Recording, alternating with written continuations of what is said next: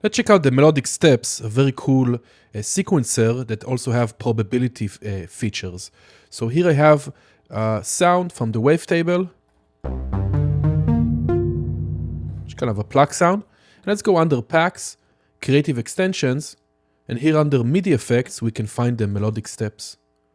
Now melodic steps works by default, so you don't need to play anything, you just need to hit spacebar to start the project, and it's already triggering.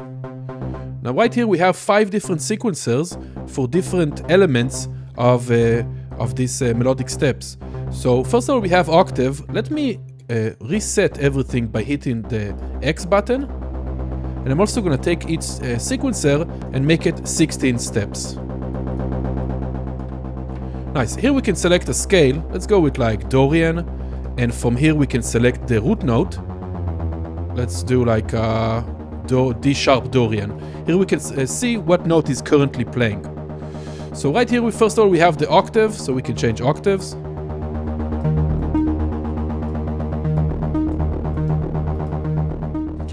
The second one, we have transposition, so we can transpose it in semitones.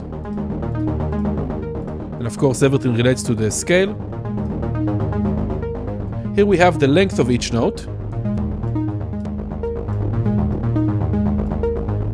We can even randomize a lot with the 5 or randomize a tiny bit with the 2. And let's go and make this instrument monophonic so we can hear some of this short and long length. Nice. Next we have the velocity sequencer, and if I move, let's randomize this. Nothing happens because we actually need the instrument to react to velocity in some way.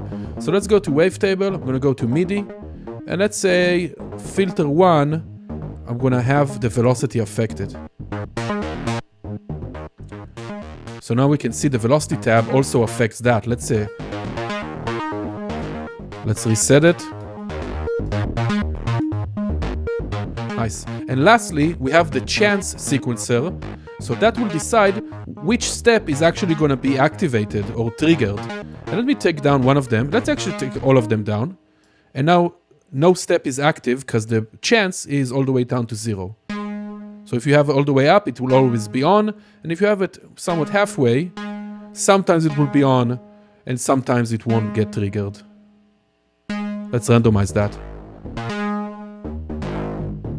Nice, so it allows us to create a very complex, kind of a evolving type of sequence because there's a few steps that will sometimes get triggered and sometimes won't. Each sequencer can have its own length, which can create some very complex patterns. Here we can make all the playback twice as slow, twice as fast. And we can also turn it to triplets. We can add swing.